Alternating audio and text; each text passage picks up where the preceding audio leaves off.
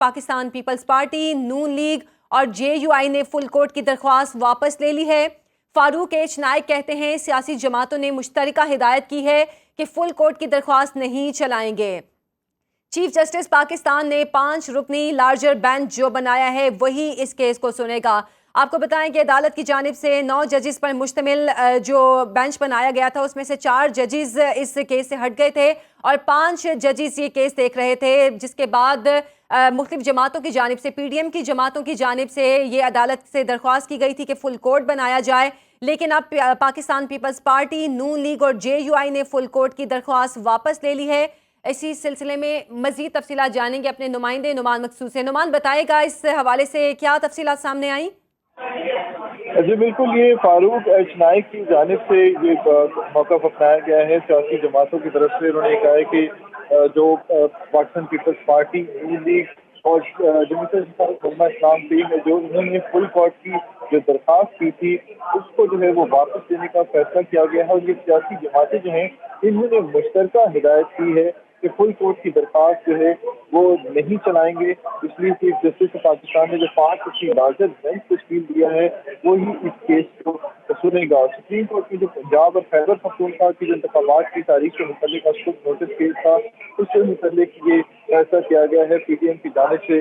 और ये कहा गया है कि अब ये दरख्वास्त जो है वो फुल कोर्ट से मुतल्लिक बेंच था उससे वापस ले रहे हैं और जो 5 बेंच है वही इस केस की समाअत करे। ठीक है नुमान मकसूद, आप साथ ही रहेगा। कामरान खान, ब्यूरो चीफ इस्लामाबाद भी हमारे साथ मौजूद हैं। कामरान, अब PDM की जमातों की जानिब से फुल कोर्ट की दरख्वास्त वापस ले ली गई है।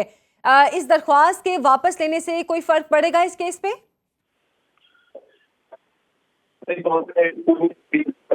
जाती तो रहेगी ये और है। कामरान, आपसे मजीद भी तफसीलात जानने की कोशिश करेंगे। अहम खबर है पाकिस्तान पीपल्स पार्टी, नून लीग और JUI ने फुल कोर्ट की दरख्वास्त वापस ले ली है। फारूक एच नाइक कहते हैं सियासी जमातों ने मुश्तरका हिदायत की है कि फुल कोर्ट की दरख्वास्त नहीं चलाएंगे। चीफ जस्टिस पाकिस्तान ने 5 रुकनी लार्जर बेंच जो बनाया है वही इस केस को सुनेगा। इससे पहले PDM की जमातों की जानिब से ये दरख्वास्त दी गई थी कि फुल कोर्ट इस केस की समाअत करे, फुल कोर्ट इस मामले को देखे, लेकिन अब जो दरख्वास्त दी गई थी वो वापस ले ली गई है। फारूक एच नाइक का ये कहना है कि सियासी जमातों ने मुश्तरका हिदायत की है कि फुल कोर्ट की दरख्वास्त नहीं चलाएंगे। कामरान खान, बताइएगा कि इससे कोई फर्क पड़ेगा इस केस पर?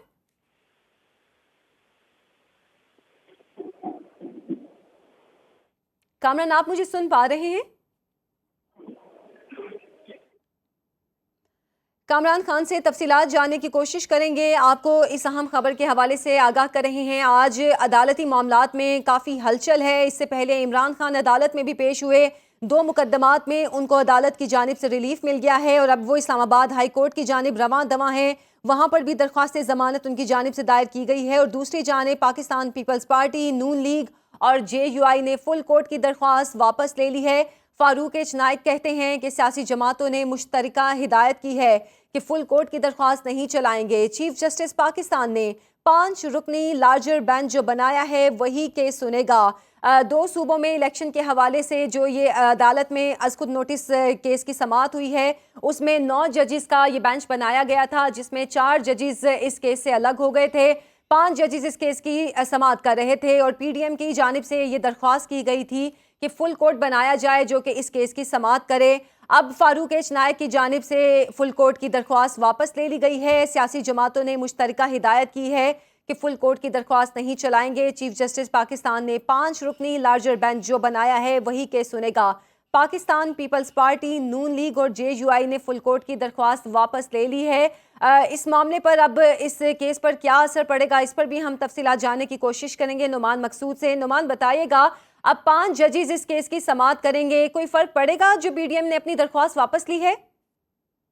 PDM को जिन जजेस पर एतराज था इस पर फारूक एच नाइक का ये कहना है कि अब चूंकि मामला जो है वो मुश्तरका तौर पर तय कर लिया गया है, 3 जमातों की जानिब से जो बड़ी जमातें हुकूमती उनकी तरफ से ये फैसला आया था जिसके ऊपर अब अदालत को ये आगाह किया गया है और जो दरख्वास्त दी गई थी फुल कोर्ट की वो जो है अब वापस ली गई है। इस पर जो PDM की जमातों के वकील हैं उनका भी ये कहना है कि इस मामले से جو ہے وہ عدالت کی سماعت جو ہے اس پر کوئی فرق نہیں پڑے گا، اور چیف جسٹس کی جانب سے جو بینچ بنایا گیا ہے اسی پر تمام جماعتیں جو ہیں وہ متفق ہیں۔ اب دیکھنا یہ ہے کہ اپوزیشن کی جانب سے اس کے اوپر کیا رد عمل آتا ہے، تاہم پی ڈی ایم کی جو جماعتیں ہیں ان کی جانب سے یہ نعمان، پی ڈی ایم کہہ کی دیا گیا۔ تمام جماعتوں کی جانب سے بھی، اور خاص طور پر ہم نے دیکھا کہ رانا ثناءاللہ نے بھی مختلف پریس کانفرنسز میں کہا کہ فل کورٹ بنایا جائے، عدالت کا فل کورٹ اس کیس کی سماعت کرے، لیکن اب یہ درخواست واپس لی گئی ہے۔ ممکنہ طور پر کیا وجوہات ہو سکتی ہیں جس کی وجہ سے پی ڈی ایم نے اپنی درخواست واپس لی؟